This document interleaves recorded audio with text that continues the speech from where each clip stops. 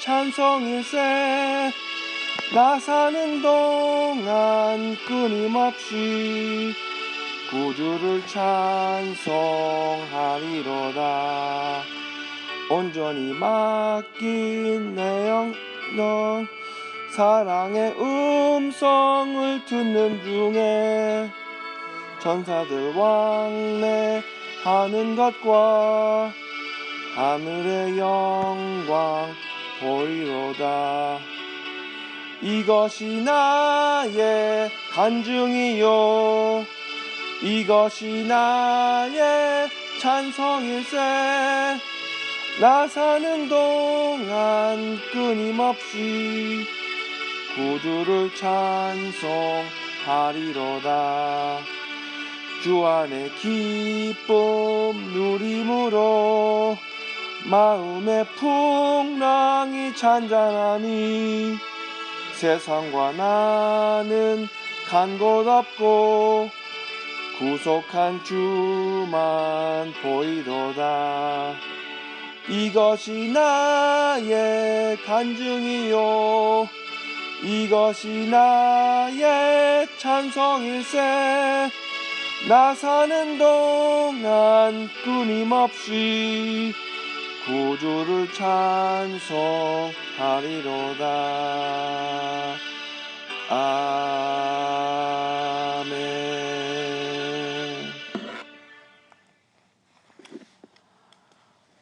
오늘 본문 말씀은 룻기 1장 15절부터 22절까지입니다. 룻기 1장 15절부터 22절까지.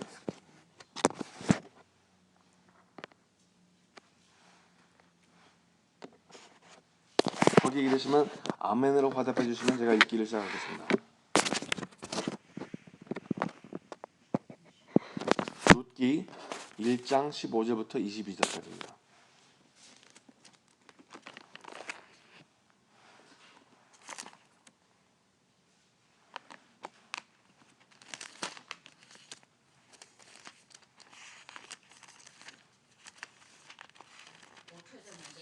룻기 1장이면은 제가 갖고 있는 성경책에서는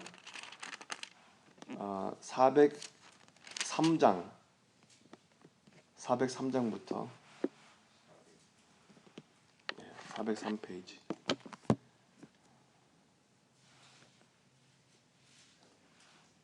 사사기 바로 뒤에 룻기.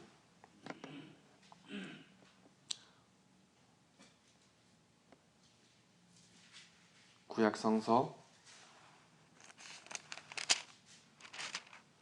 거기 이르시면 이제 아멘 해주시면 제가 읽기 시작하겠습니다. 예. 나오미가 또 이르되 보라 내 동서는 그의 백성과 그의 신들에게로 돌아가나니 너도 너의 동서를 따라 돌아가라 하니 룻이 이르되 내게 어머니를 떠나며 어머니를 따르지 말고 돌아가라 강권하지 마옵소서. 어머니께서 가시는 곳에 나도 가고 어머니께서 머무시는 곳에서 나도 머물겠나이다. 어머니의 백성이 나의 백성이 되고 어머니의 하나님이 나의 하나님이 되시리니 어머니께서 죽으시는 곳에서 나도 죽어 거기에 묻힐 것이라. 만일 내가 죽는 일 외에 어머니를 떠나면 여호와께서 내게 벌을 내리시고 더 내리시기를 원하나이다 하는지라. 나오미가 룻이 자기와 함께 가기로 굳게 결심함을 보고 그에게 말하기를 그치니라. 이에 그 두 사람이 베들레헴까지 갔더라. 베들레헴에 이를 때에 온 성읍이 그들로 말미암아 떠들며 이르기를 이가 나오미냐 하는지라. 나오미가 그들에게 이르되 나를 나오미라 부르지 말고 나를 마라라 부르라. 이는 전능자가 나를 심히 괴롭게 하셨습니다. 내가 풍족하게 나갔더니 여호와께서 내게 비어 돌아오게 하셨느니라. 여호와께서 나를 징벌하셨고 전능자가 나를 괴롭게 하셨거늘 너희가 어찌 나를 나오미라 부르느냐 하니라. 나오미가 모압 지방에서 그 며느리 모압 여인 룻과 함께 돌아왔는데 그들이 볼이 주수 시작할 때에 베들레헴에 이르렀더라. 잠깐 기도하시면서 오늘 말씀을 전하겠습니다. 할렐루야. 하나님 아버지 감사합니다. 오늘 아침도 일찍이 이렇게 일깨워 주셔서 우리의 성도님들의 발걸음을 새벽 예배로 인도하시니 감사합니다. 오늘 말씀을 전할 제 입술에 성령님의 능력으로 힘을 입어서 말씀을 전할 수 있도록 하여 주셨고, 또 듣는 자마다 마음이 활짝 열려서 이 룻기에서 나오는 귀중한 그 요점들을 우리가 받아갈 수 있도록, 그리고 우리 삶의 변화가 있고 우리가 삶으로 통해서 우리 주변에 있는 사람들에 영향을 미칠 수 있도록 인도하여 주시기를 간구하옵나이다. 이 모든 것을 주 예수님 이름을 받들어 기도했습니다. 아멘. 할렐루야. 오늘 새벽 예배 참여하신 성도 여러분, 주님의 이름으로 환영합니다. 오늘 본문 말씀은 사사시대 때에 있었던 유다 지방의 베들레헴 에브랏 사람들 중에 한 가정의 이야기입니다. 하나님께서 그 백성이 타락했을 때에 그 치리하시는 방법은 보편적으로 두 가지를 볼 수가 있습니다. 첫째는 전쟁, 그리고 두 번째는 기근입니다. 흉년. 오늘 본문 전에 첫 구절을 보시면은 사사들이 치리하던 때에 그 땅에 흉년이 드니라. 유다 베들레헴의 한 사람이 그 아내와 두 아들을 데리고 모압 지방으로 가서 우거하였는데, 그게 룻기의 첫 장의 그 첫 구절에 그렇게 나오는 거예요. 그 다음 구절에 이 등장하는 에비멜렉이라는 인물이 베들레헴에 흉년이 들어서 어떻게 해서라도 가족을 먹여 살리려고 모압 땅으로 그 아내 나오미와 아들 말론과 길련을 데리고 모압 지방에서 사는 데에 결국은 죽고 맙니다. 그리고 남아있던 아들들은 그 모압 땅에서 아내들을 취하는데, 그 모압 쪽에 그 우리가 잘 아시는 바와 같이 그 모압 쪽에 창세기에 나오는 그 모압 쪽은 아브라함의 조카 롯과 그 딸로 인해서 태어난 발생된 민족이죠. 그런데 이렇게 어려운 환경에서 시작되는 얘기는 극적으로 더 악화됩니다. 4절 5절을 보시면은 그 아들 둘이 모압에서 한 10년쯤 죽어하다가 그들도 죽고 맙니다. 참 기가 막히는 노릇이죠. 거기에서 애비가 죽고 아들도 둘 다 죽고, 결국은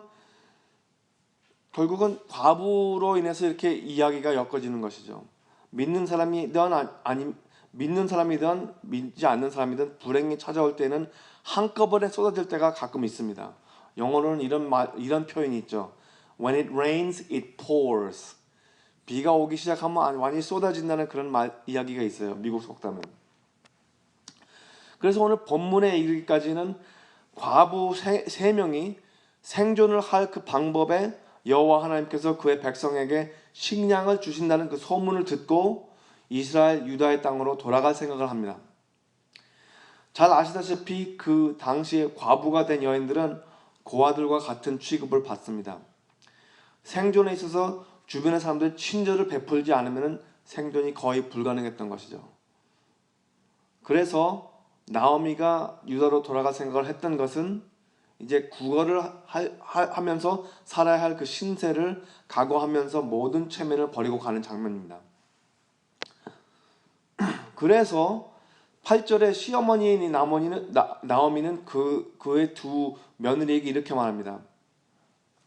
나야 이미 늙어서 아기를 뵐 수도 없으니 남편을 얻지 못하지만 너희들은 아직도 젊으니까 남편이라도 얻어서 너의 갈 길을 가서 살아라.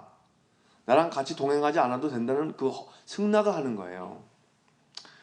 말하자면 너희들 시어머니는 이제 유다로 들어가서 구걸을 하면서 살아보겠지만 너희들은 아직도 재혼을 할 그 갈망이 있으니까, 그 살 길이 있으니까 나를 버리고 너의 갈 길을 찾아가라 하는 그 말씀이죠. 아직도 젊은 며느리들을 풀어주고 싶은 그 심정에 작별을 각오하는데 두 며느리들은 그렇게 쉽사리 작별하지 않습니다. 서로 부둥켜 안고 입 맞추면서 울고 불고 하는데 나오미가 계속해서 설득을 해서 결국 첫 며느리 오르바는 작별을 하게 됩니다. 그런데 막내 며느리 룻은 거절하는 거예요. 오늘 본문 말씀에는 이렇게 시작하잖아요. 얘야, 네 동서와 같이 내 조국의 백성과 그들의 신들로 돌아가라. 그렇게 했을 때에 룻은 시어머니가 하고 있는 그 똑같은 각오를 보이고 시어머니의 곁을 떠나지 않겠다는 그 충성을 보여줍니다. 내게 어머니를 떠나며 내 어머니를 따르지 말고 돌아가라 강권하지 마옵소서. 그렇게 말하지 마십시오. 어머니께서 가시는 곳에 나도 가고 어머니께서 머무시는 곳에도 그곳에서 나도 머물겠나이다. 어머니의 백성이 나의 백성이 되고 어머니의 하나님이 나의 하나님이 되시리니. 여기에서 우리가 볼 수 있는 것은 유사한 장면이 떠오르는 거예요. 예수님께서 사역하실 때 사람들이 예수님을 따르고자 할 때 말리시는 모습과 좀 유사한 것을 볼 수가 있습니다. 마태복음 8장 19절에는 어떤 서기관 한 명이 이렇게 이야기를 하는 거예요. 선생님께서 어디를 가시든지 저는 따르겠습니다. 그렇게 장담을 하거든요. 근데 이때 예수님께서 그렇게 쉽게 환영하시지 않아요. 오히려 말리시는 그런 그 자세를 보이십니다. 오히려 어려움을 각오하라는 말씀하시죠. 여우는 굴이 있고 공중의 새들은 둥지도 있지만 인자는 머리를 둘 곳이 없다. 그렇게 말씀하시는 거예요. 오늘 본문 말씀에서 우리가 얻어가야 할 것 중에 첫 번째는 신앙생활은 단단한 각오가 필요하다는 것이죠.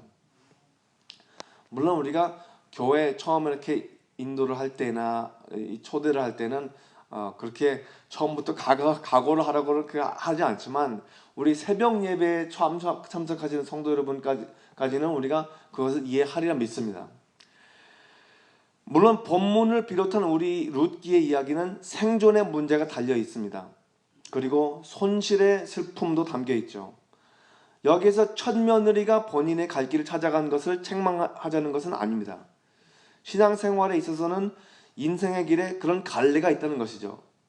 오르바 첫 며느리는 시어머니를 생각해서 해주는 그 조언을 따라 모압 땅으로 돌아갑니다. 하지만 룻은 시어머니를 생각해서 오직 시어머니를 따르겠다는 그런 고집을 하고 있죠. 막내 며느리가 그렇게 시어머니를 생각합니다. 베드로는 예수님을 위해서 감옥도 갈 수 있고 죽기까지 충성을 하겠다고 외치고도 그 밤이 지나기도 전에 예수님께서 체포를 당하셔서 끌려가실 때 예수님을 따라다니는 제자 중에 하나로 밝혀질 때 모른다고 3번이나 부인을 했습니다. 예수님의 수제자였던 베드로가 외치던 예수님을 향했던 그 마음의 충성을 룻이라는 모압의 여인은 시어머님께 다음과 같이 고백합니다. 어머니께서 죽으시는 곳에서 나도 죽어 거기에 묻힐 것이라. 만일 내가 죽는 일 외에 어머니를 떠나면 여호와께서 내게 벌을 내리시고 더 내리시기를 원하나이다 하는지라. 우리 본문 말씀의 첫 구절에 신학적으로 참 의미 있는 내용을 담고 있는데 지금 방금 읽은 17절 말씀도 마찬가지로 신학적인 중요한 내용을 포섭하고 있습니다. 15절에 나오면은 내 동서는 그의 백성과 그의 신들에게로 돌아가나니 그렇게 하고 있는데 룻이 시어머님의 말씀을 거절할 때에도 여호와 하나님의 이름을 불러 일으킵니다. 내가 만약에 시어머니를 버리고 떠난다면은 그러니까 죽는 일 외로 내가 시어머니를 버리고 떠난다면은 하나님께서부터 벌을 받을 각오를 한다는 마음을 이야기합니다. 만약에 여러분들 중에서 이 시어머니라면 그런 며느리 계속 가라고 재촉하시겠습니까? 안 그렇겠죠. 기특하게 여기지 않을까요? 기특하잖아요. 오늘 본문 말씀에서 우리가 얻어야 할 것 중에 두 번째 요점은 충성은 끈기가 있어야 된다는 것이죠. 끈기는 잘 나가다가 어느덧 포기를 하는 것이 아닙니다. 끈기는 넘어져도 다시 일어나서 끝까지 가는 그 진념이 필요한 것이죠. 우리 새벽 예배에 참여하신 성도 여러분께서는 끝까지 충성하시는 끈기가 함께 하시기를 축원합니다. 예수님께서 사역하실 때 매우 피곤하게 사역을 하셨습니다. 세상 일 안 하시니까 이렇게 편하게 하셨다고 생각을 우리가 할 수가 없는 거죠. 한때에는 배가 뒤집혀 엎어질 만했던 그런 풍랑이 왔어도 잠들어 계실 만큼 쉴 새 없이 사역을 하셨던 것이죠. 하지만 예수님께서는 사역의 끝부분에서 계속해서 진념을 끝부분에 계속해서 진념을 지키셨던 것을 볼 수가 있습니다. 십자가의 공로에 마무리 지실 그 영광의 순간을 잠시라도 놓치지 않으셨던 것이죠. 우리는 지금이야 십자가의 사건이 예수님의 최고의 영광의 순간이라는 것을 알 수 있지만 바로 그 당시에는 큰 수치의 순간으로만 보였을 것입니다. 오늘 본문 말씀에 그 이 두 여인들이 베들레헴으로 돌아오자마자 마을의 사람들이 시끌벅글합니다. 이거 웬일이야? 이거 나오미 아니냐? 그러면서 이렇게 반기는 거예요. 근데 그 반기는 게 약간 좀 비꼬 와서 말을 하는 것처럼 약간 마치 조롱을 하듯 사람들이 이제 대하는 것이죠. 상상을 해보자면 한국에서 좀 이렇게 좀 크게 성공해 보겠다고 이민을 나갔다가 불행을 맞고 빈털터리로 돌아갔을 때 사람들이 어떻게 우리를 대하실까 한번 상상해 볼 만합니다. 이때에 나오미는 이렇게 대답합니다. 나를 나오미라고 부르지 말게. 이제 마라라고 부르게. 마라라는 이 단어는 슬픔과 고통을 표현하는 그 쓴맛을 말하고 있습니다. bitterness, 영어로 bitterness라고 그래요. 그리고 나오미의 이름은 원래 쾌적한, 영어로는 pleasantness, 그런 의미를 담고 있지만 이제 남편과 아들을 잃고 과부의 신세를 한탄하는 이 상반되는 이름이죠. 이는 전능자가 나를 심히 괴롭게 하셨음이니라. 내가 풍족하게 나갔더니 여호와께서 내게 비어 돌아오게 하셨느니라. 여호와께서 나를 징벌하셨고 전능자가 나를 괴롭게 하셨거늘 너희가 어찌 나를 나오미라 부르느냐 하니라. 그 본 이름을 나오미라고 부르는데 그 이름조차 조롱으로 들리는 거죠. 그만큼 인생의 떫은 맛을 봤다는 것입니다. 그런데 여기에서 중요한 것은 나오미는 그 불행조차 하나님의 목에 있다는 것을 말하고 있습니다. 하나님께서 괴롭하게 하셨다는 말은 우리에게는 하나님을 원망하는 것으로 들릴 수도 있겠지만 우리가 인생을 살아가면서 오직 우리들에게 좋은 것만 받으면서 사는 것에 익숙해지면은 우리만 잘 되면은 잘 살면 되는 것이고 남들은 좀 못 살아도 무슨 상관이냐 하는 그런 이기적인 길로 빠질 수가 있습니다. 욥기 2장에서 10절을 보시면 이렇게 나와 있어요. 욥이 많은 것을 다 잃고 나서 아내가 이러잖아요. 하나님은 그냥 저주하고 그냥 죽는 게 낫겠다. 그렇게 아내가 얘기를 할 때 욥이 이렇게 말합니다. 이 우매스러운 여편네야. 우리가 하나님께서 복을 받았은즉 화도 받지 않겠느냐. 그렇게 대답하는 거예요. 우리가 우리에게 유익한 것만 다 축복이라고 생각하는데 때로는 환난도 큰 축복으로 변할 수가 있습니다. 신앙생활을 할 때는 그거를 염두해야 돼요. 어려움이 닥쳐올 때는 하나님 버리고 이거 안 되겠다. 그렇게 해서 거기서 그냥 기브업하면 어떻게 됩니까? 그럴 때 오히려 복음이 살아가지고 싹 트면서 눈앞에 안 보이는 그 믿음의 약속들이 바로 주렁주렁 안 보이는 데 열려 있는데요. 우리 본문 말씀을 통해서 마지막으로 우리가 명심해야 할 것은 눈물로 뿌리는 씨앗들은 웃음으로 거두는 시기가 반드시 다가오는 법입니다. 오늘 본문 말씀이 베들레헴의 보리를 추수하는 계절의 시작함을 말하고 있습니다. 모든 것을 잃어버리는 그런 아픔을 겪어보신 분들이 있는지 모르겠어요.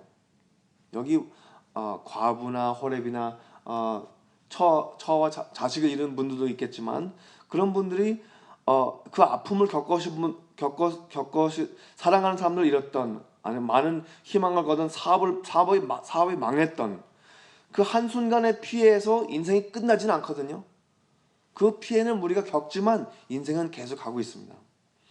어려움으로 통해서 더 깊이 알아가는 하나님과 동행하시는 하루가 되기를 주님의 이름으로 축원합니다. 제가 잠깐 제 이야기를 나누면서 우리가 마무리를 짓겠는데요. 별로 큰 피해는 아닙니다. 제가 볼 때는 큰 피해는 전혀 아닌데 제가 이 이야기 전에 몇 번 했는데 오늘 처음으로 들으시는 분들도 있을 것 같아서 말씀 나누겠습니다. 제가 사역 목회를 시작하게 되기 전에는 이제 사업을 했었어요. 사업을 이제 우리 어머니하고 우리 이모하고 같이 동업을 하고자 해가지고 이렇게 상당한 재산을 투자해가지고 제가 아는 어떤 친척 형 뉴욕에서 스파, 이 한국 찜질방과 달리 아주 고급 백인들을 이렇게 취급하는 그런 스파, 뭐 피부 관리, 뭐 마사지, 뭐 네일 같은 거 그런 거 하는 그런 미용 스파를 운영하자고 해가지고 솔깃해가지고 우리가 거기에 이제 휘말려가지고 꼬심을 당해서 우리가 시작을 하게 됐는데, 가만히 보니까 이 형이 이 이종 사촌, 어떤 이종 사촌 형의 어떤 그 저랑 관계는 좀 멀어요. 이제 제 이종 사촌 형의 사촌 형이니까 그 형이 이렇게 해자 해가지고 시작을 했는데, 이 사업이 처음부터 굉장히 그 불안정한 상태로 시작한 거예요. 일단은 위치도 별로 안 좋고, 그리고 지금 우리가 갖고 있는 자금도 그렇게 충분치 않고, 그리고 그 영업을 하고자 하는 그 노하우나 그런 그 실제 뭐랄까 그 실제 경력이 거기에 도달하지 못하는 거예요. 그 필요한 그 경력이 없는 거예요. 그래서 그 두 형하고 이제 저는 영어를 잘 하니까 그 세 명이 이렇게 동업을 하고자 했다고 이제 1년을 버티고 1년 6개월을 버티면서 했는데, 결국은 자금이 다 밑바닥이 나게 됐습니다.